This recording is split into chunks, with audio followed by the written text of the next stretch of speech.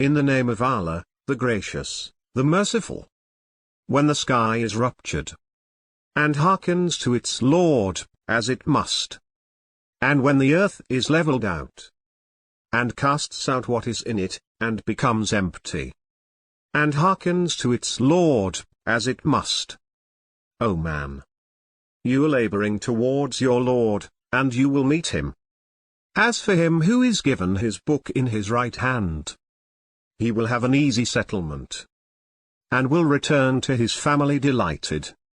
But as for him who is given his book behind his back, he will call for death, and will enter the blaze.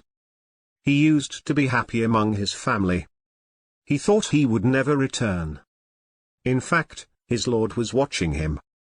I swear by the twilight, and by the night, and what it covers, and by the moon, as it grows full.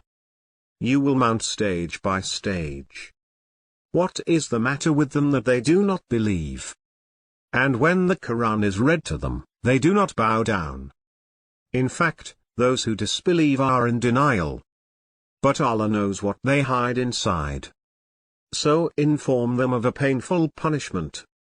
Except those who believe and do good deeds, they will have an undiminished reward.